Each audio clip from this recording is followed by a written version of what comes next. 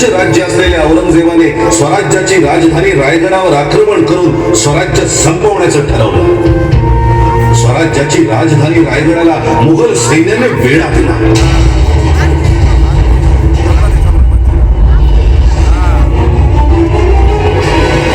राजाराम महाराज आणि ताराराणी मात्र गुप्त मार्गाने मिसळले.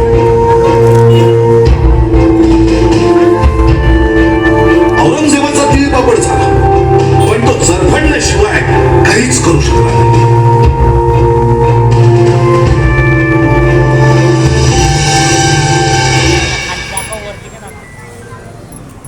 औरंगजेब चौताळलाय.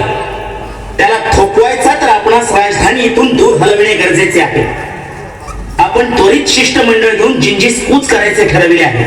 अशा वेळी इथे राज्यकारभार कोण पाहणार? आम्हासी हीच चिंता लागून राहिली आहे. आम्ही सांभाळू महाराज. तुमच्या शौर्य आणि हुशारीविषयी आम्हास संशय नाही, परंतु आम्हास आपली काळजी वाटते. बादशहा राक्षस आहे, किंबहुना त्याहूनही अधिक क्रूर. आपणास काळजी नसावी. आम्ही इथे असताना शत्रू स्वराज्याचा एक बालही बाका करू शकणार नाही. तुम्ही खुशाल जिंजीस जावे. आम्हास आपल्यावर पूर्ण विश्वास आहे. मोहीम जोखमीची आहे, पण तुम्ही ती पार पाडाल याची खात्री आहे.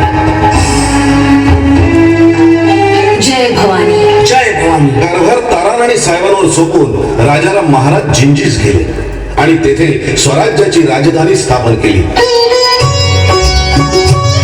आणि इथे ताराराणी साहेबांच्या नेतृत्वाखाली रामचंद्र अमात्य, संताजी घोरपडे, धनाजी जाधव, शंकराजी नारायण यासारखे मुत्सद्दी राजमंडळ सोबत घेऊन ताराराणींनी राज्यकारभार पाहिला.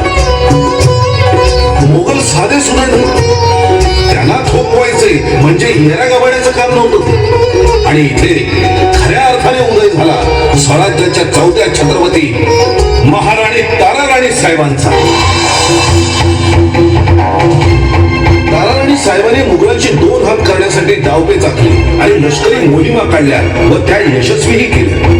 ही पहिलीच वेळ होती ज्यात ताराराणी साहेबांनी आपली राज्यकारभार सांभाळण्याची चुणूक दाखवून दिली. इथे खरी गोष्ट सुरू होते.